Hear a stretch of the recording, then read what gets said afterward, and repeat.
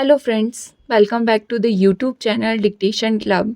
आज का डिक्टेशन आनंद मासिक पत्रिका अंक 32 से लिया गया है, जो कि अलग अलग स्पीड में आपको मिल जाएगा। अगर आपको इसकी पीडीएफ अलग से चाहिए तो आप नीचे डिस्क्रिप्शन बॉक्स से टेलीग्राम चैनल ज्वाइन कर सकते हैं, जहां भविष्य में आने वाले डिक्टेशंस की लिंक डाल दी जाती है। साथ ही चैनल में आपको अन्य प्लेलिस्ट मिल जाएगी, जिसकी लिंक आपको डिस्क्रिप्शन बॉक्स में मिल जाएगी, जैसे रामधारी गुप्ता खंड 1, रामधारी गुप्ता खंड 2, न्यूज़पेपर डिक्टेशन, आनंद मासिक पत्रिका के विभिन्न अंक, जो कि अभी कुछ अंक कंप्लीट हो चुके हैं। इसके अलावा आउटलाइन के शॉर्ट्स भी मिल जाएंगे। तो ज़्यादा समय ना लेते हुए डिक्टेशन स्टार्ट करते हैं 5 सेकंड के बाद।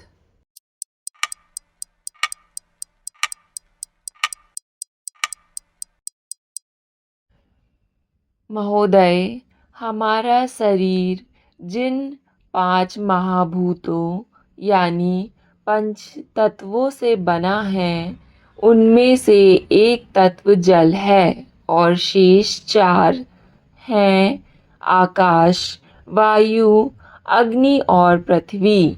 विज्ञान के अनुसार जल में 2 भाग हाइड्रोजन और 1 भाग ऑक्सीजन होता है। इस भूमंडल में पृथ्वी का भाग 1/4 है और जल का भाग 3/4 है। मानव शरीर में भी 70% जल और 30% में शेष सब हाड़, मांस, रक्त आदि हैं। इस अनुपात को देखकर ही जल की महत्ता और उपयोगिता का पता चल जाता है। हमारे शरीर में जल तत्व का भाग शेष 4 तत्वों से बहुत ज़्यादा है। इसलिए शरीर और स्वास्थ्य की दृष्टि से हमें जल के विषय में विशेष रूप से सतर्क और सचेष्ट रहना होगा। यह कहने से काम नहीं चलेगा कि जल के विषय में कुछ कहने की आवश्यकता है क्या, या कि इसके गुण धर्म और सेवन पद्धति पर भी क्या सोच विचार करने की आवश्यकता हो सकती है। हम संक्षेप में जल के विषय में कुछ महत्वपूर्ण बातों पर प्रकाश डाल रहे हैं। यह तो आप जानते समझते हैं कि हमारा जीवन का ढंग भौतिकवादी अधिक और आध्यात्मवादी कम हो गया है। कृत्रिम ज़्यादा और प्राकृतिक कम हो गया है तथा सुविधा भोगी ज़्यादा और नियम संयम में कम हो गया है। ऐसी परिस्थिति में हम प्राकृतिक जीवन से दूर होते जा रहे हैं और हमारे जीवन में बनावटी और नकली चीज़ों का उपयोग बढ़ता जा रहा है। क्या अन्न, क्या जल, क्या वायु और क्या आकाश, सब कुछ अप्राकृतिक और मनचाहे ढंग से प्रयोग में लिया जा रहा है और यह विचार करने का ना तो किसी को समय है, ना चिंता और ना जानकारी ही कि जो कुछ हो रहा है वह ठीक हो रहा है या गलत, ऐसा होना चाहिए या नहीं। यदि ऐसा नहीं होना चाहिए तो फिर कैसा होना चाहिए। ऐसी स्थितियों और वातावरण को दृष्टिगत रखकर हमें शरीर और स्वास्थ्य की रक्षा की दृष्टि से जल के विषय में सोच विचार करना ही होगा। अर्थात जल प्राणियों का जीवन है और संपूर्ण जगत जल से भरा हुआ है। इसलिए रोगों में जल का निषेध होने पर भी जल का सर्वथा त्याग नहीं किया जा सकता है। जल की महत्ता से इसी से सिद्ध हो जाती है कि तीव्र प्यास लगने पर भी यदि जल ना मिले तो प्राण व्याकुल हो जाते हैं।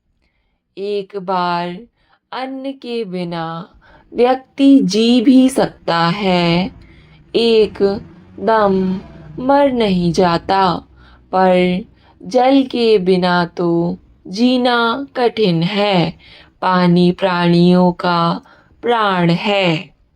तीव्र प्यास से बेहोशी हो सकती है और बेहोशी से जान जा सकती है यदि प्यास बुझाई ना जाए। यही कारण है कि बेहोश आदमी के चेहरे पर जल के सिर्फ छींटे मारने से ही उसकी बेहोशी दूर हो जाती है।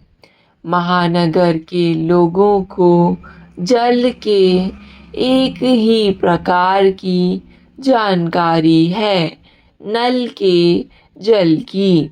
लेकिन आज भी भारत के अधिकांश नागरिक कुएं, बावड़ी और नदी का पानी पी रहे हैं। महोदय, नल के पानी को फिल्टर सिस्टम से शुद्ध किया भी जाता है, पर कुएं, बावड़ी व नदी के पानी की शुद्धता की कोई विशेष व्यवस्था नहीं, कोई गारंटी नहीं। हमारे आयुर्वेद ने जल के कई प्रकार बताए हैं, तथापि मुद्दे की बात यह है कि जल के कितने भी भेद हों, हमें तो जल के उस प्रकार के विषय में सोचना समझना चाहिए जिस प्रकार के जल का हम सेवन कर रहे हैं। इसी प्रकार जो जिस प्रकार के जल का सेवन कर रहा हो, उसे जल के उस प्रकार के विषय में सोचना समझना होगा। उस प्रकार के जल के गुण, दोष और उपयोग के विषय में जानकारी प्राप्त करनी होगी।